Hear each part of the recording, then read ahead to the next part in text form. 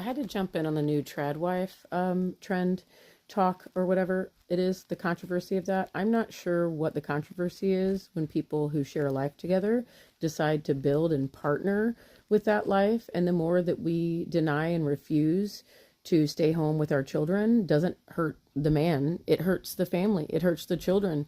To pay somebody else to raise your children so that you don't have to fall into the role of a trad wife, as if that is harmful, which in some cases it has been, but it's just as equally harmful to not be present and available to your children and pay somebody else to do so. Regardless of the controversy of that statement, it's absolutely true. Go look up stats and statistics. And I know because I've been a working mom in very many seasons of my life, and I couldn't give my time, my presence, and my attention to my children in the ways that I can now.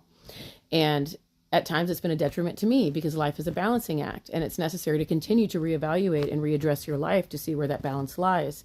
So that's still very relevant. However, if we decide to say that being a mother and a wife at home with our caring for our house, home, and family is a crime, we will see the collapse of our cultures, our families, our communities, and our entire lives. So watch that, because this hyper individualism that the current culture continues to promote and perpetuate using these trendy words that are probably honestly passed down from control entities who want to keep us individualized, where we don't rely on each other anymore. We don't have any sense of communities. We don't have marriages. We don't have partnerships. We don't have collaborations. You only have you. And as much as at times of life, those seasons will be required where it's just you, kind of against the world. That's what it feels like. And seasons will require that.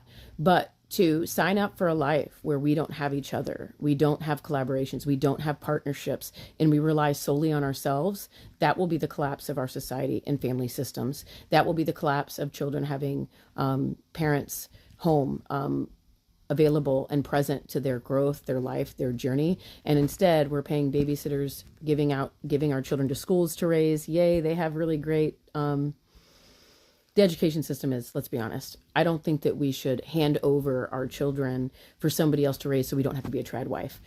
Suck it up, buttercup, and make it work for the season. And the balancing act will turn back to you. You can still have your work, you can still have your passion, you can still have your purpose work and your everything else for yourself, but you don't have to give up your family, your life, your children, and your future over some trend that's being perpetuated as a means to keep our society apart, controlled, and powerless.